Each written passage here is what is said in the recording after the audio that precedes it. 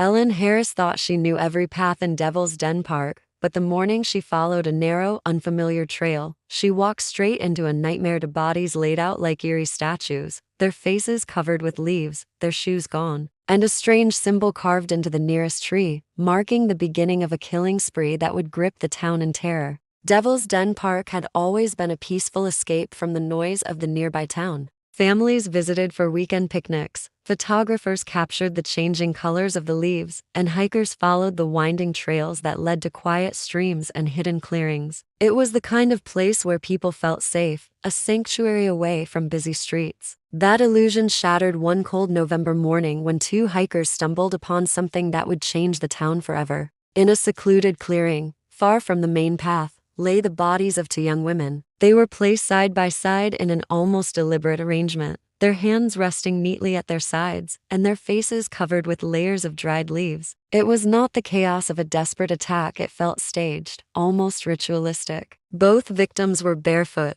their shoes nowhere in sight. Officers who arrived at the scene worked in grim silence, disturbed not just by the murders, but by the careful way the scene had been set. The discovery spread through the community like wildfire. Within hours, people were locking their doors and warning each other to stay away from the park. Local news channels ran constant coverage, showing footage of crime scene tape fluttering between the trees. Some residents speculated about a random act of violence, while others whispered about something far worse, a serial killer. Investigators examined every inch of the clearing, searching for footprints or signs of a struggle. But the ground was covered in brittle leaves and frost. The only unusual detail was a crude, jagged symbol carved deep into the trunk of a tree beside the bodies. It didn't match any known gang markings or symbols in police databases. The park, once filled with laughter and the sound of rustling leaves, grew unnervingly quiet. Families who had spent their weekends there refused to return. Dog walkers chose different routes, and the trails began to grow over from lack of use. Police patrols increased, with officers stationed at the park's entrances,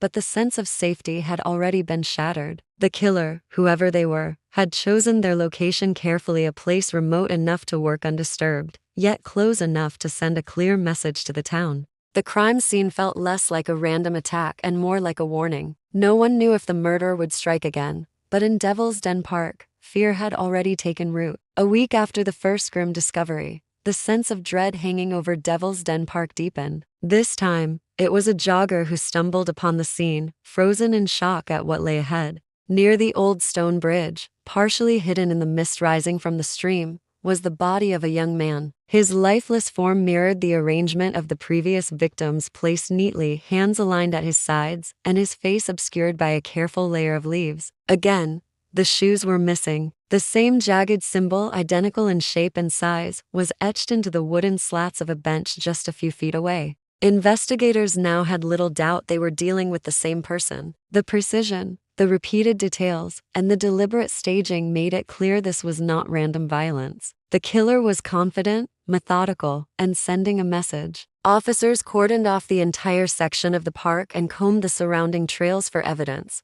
but there were no signs of a struggle, no discarded items, and no witnesses. Surveillance cameras had been installed at several entrances after the first murders, but none of them captured the suspect or the victim entering together. It was as if the killer appeared and disappeared without leaving a trace. Rumors began to spread quickly among residents. Some spoke of an old urban legend about a figure who haunted Devil's Den, luring people into the woods to never return. Others dismissed the stories as fear-driven superstition, but the resemblance between the legend's description and the killer's eerie staging was unsettling. Local businesses began closing earlier in the evening, and park rangers were instructed not to patrol alone. The once bustling picnic areas and scenic paths were abandoned, their emptiness only adding to the feeling that the park itself had turned hostile. Investigators studied the timeline and noticed a disturbing pattern. Each victim had been last seen alive in or near the park shortly before sunset. It appeared the killer favored that precise time, perhaps using the fading light to conceal their movements. Search teams with drones and thermal cameras began scouring the forest at dusk, but the dense canopy and maze of trails provided too many hiding places. The park felt like it was working against them, swallowing up both clues and answers. Every day that passed without an arrest deepened the belief that the killer knew these woods better than anyone and was still out there, waiting. The investigation took a darker turn when a search team stumbled upon an abandoned campsite deep within the thickest part of Devil's Den Park, far beyond where most hikers ever ventured. It was hidden in a hollow between two steep ridges, almost invisible unless you were standing directly above it. The small clearing contained a tattered tent, a cold fire pit, and several objects scattered across the ground that made investigators uneasy. There were scraps of torn clothing, all in different sizes, suggesting they had belonged to multiple people. Most disturbing was a heap of mismatched shoes piled neatly in the corner of the tent, some weathered by rain, others looking almost new. None of them had laces. On a folding camp chair sat a water-damaged notebook, its pages covered with crude, childlike sketches. Many showed familiar landmarks from the park: the old stone bridge, the hidden clearing, the stream that cut through the northern trail.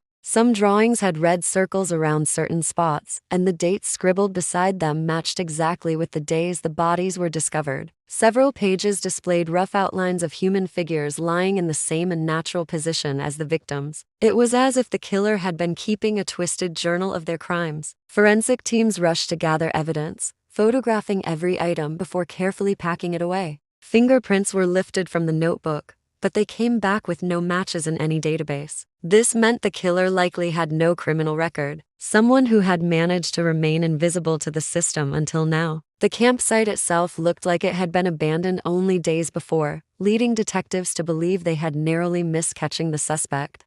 The discovery of the site was kept quiet from the public at first, with authorities fearing the killer might be monitoring news reports. But word still leaked, and soon residents were whispering about the collector, a nickname inspired by the growing number of stolen shoes. Some speculated the murderer was living in the park year-round, using the dense forest as a shield from law enforcement. Despite the breakthrough, frustration grew within the investigation. The vastness of Devil's Den meant there were countless places the suspect could hide, and the lack of clear trails near the campsite suggested the killer used paths unknown to anyone else. For every small clue they found, it felt as though the park swallowed three more, leaving behind only silence and shadows. Winter descended over Devil's Den Park, blanketing the trails in deep snow and weighing the trees with frost. The cold made the woods even quieter, muffling sound and erasing footprints within hours. Despite the harsh weather, the murders did not stop. In mid-January, two more victims were discovered within days of each other. Both were placed in the same unsettling arrangement as before,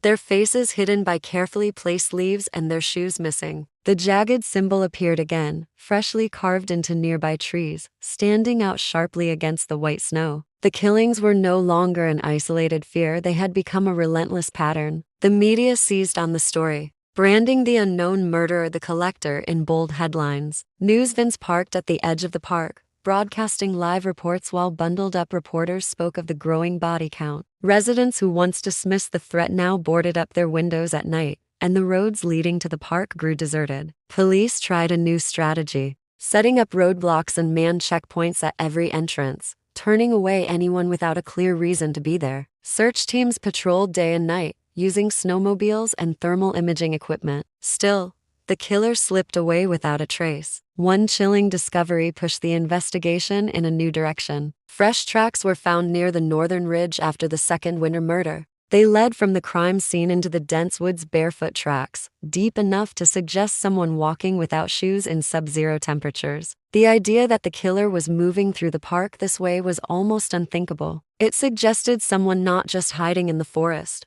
but living in it, enduring its dangers and cold as if they belonged there. This theory reignited fear in the community. If the murderer was living in Devil's Den, they could be watching from the shadows at any moment. Park rangers spoke of finding makeshift shelters wedged into rocky outcroppings and hearing strange noises at night, soft crunches in the snow that stopped when approached. Every search seemed to end in failure, as if the forest itself was working to protect its darkest resident. Even with the park closed to the public, the murders continued, reminding everyone that walls, gates, and patrols meant nothing to someone who called the wilderness home. The collector was still out there, and winter had given them even more places to hide. Spring returned to Devil's Den Park with the slow melt of snow, revealing damp earth and the first hints of green pushing through the soil. The murders had stopped for several months, and a fragile sense of relief began to settle over the town. Some believed the killer had moved on, while others feared they were only waiting for the right moment to strike again. The park remained officially closed,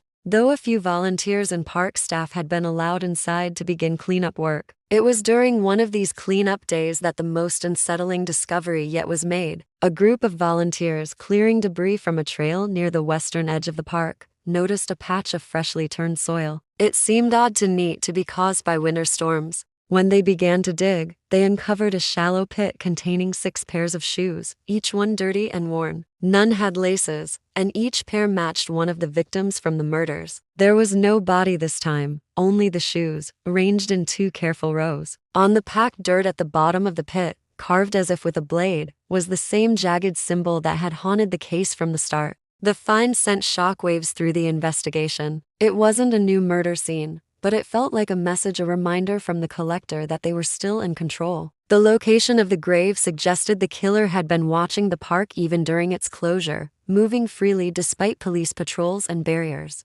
Detectives searched the surrounding area for other graves but found nothing. It was as though the killer had chosen this spot specifically to be found, a taunt to both law enforcement and the town. Rumors spread quickly. Some said the killer had never left, that they were hiding somewhere within the park's endless maze of trails and caves, emerging only to leave these disturbing reminders. Others whispered that the shoes were trophies, and now that they had been disturbed, the killer would return to claim more. The park never reopened. Even in daylight, the thought of entering its dense, shadowed woods filled people with dread. Years later, the shallow grave remained one of the final pieces of physical evidence in the case, but the identity of the collector was never uncovered. The jagged symbol became part of the town's folklore, etched in memory as the mark of the predator who had turned Devil's Den from a place of peace into a permanent scar of fear.